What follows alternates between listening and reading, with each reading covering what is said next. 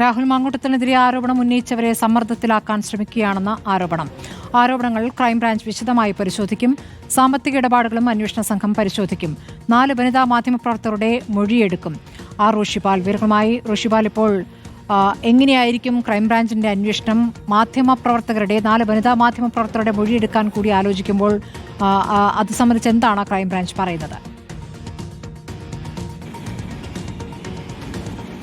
സ്മൃതി, രാഹുൽ മാങ്കൂട്ടത്തിനെതിരെയുള്ള ലൈംഗിക ആരോപണത്തിൽ ഭീഷണിപ്പെടുത്തി ഗർഭഛിദ്രം ചെയ്യാൻ പ്രേരിപ്പിച്ചു എന്ന വിഷയത്തിലടക്കമാണ് ഇപ്പോൾ 4 വനിതാ മാധ്യമപ്രവർത്തകരുടെ മൊഴി ശേഖരിക്കാൻ വേണ്ടി ക്രൈംബ്രാഞ്ച് തീരുമാനിച്ചിരിക്കുന്നത്. ഡിവൈഎസ്പി ഷാജിയുടെ നേതൃത്വത്തിലുള്ള പ്രത്യേക സംഘമാണ് കേസ് അന്വേഷിക്കുന്നത്. നേരത്തെ പരാതിക്കാരിൽ ഒരാളുടെ മൊഴിയടക്കം രേഖപ്പെടുത്തിയിരുന്നു. അതിന് തൊട്ടു പിന്നാലെയാണ് പലതരത്തിൽ ഇരകളെ സമ്മർദ്ദത്തിലാഴ്ത്താനുള്ള നീക്കം നടക്കുന്നതെന്ന ആരോപണം കൂടി ഉയർന്നത്. ഇന്നലെ തന്നെ മറ്റൊരു മാധ്യമപ്രവർത്തകൻ അത്തരത്തിലൊരു ആരോപണം അത് സാമൂഹ്യ മാധ്യമത്തിൽ കുറിച്ചിരുന്നു.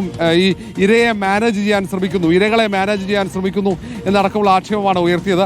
ഇതിൻ്റെ അടക്കം പശ്ചാത്തലത്തിലാണ് സാമ്പത്തിക ഇടപാടുകൾ അടക്കം പരിശോധിക്കാനുള്ള തീരുമാനത്തിലേക്ക് എത്തിയിരിക്കുന്നത്.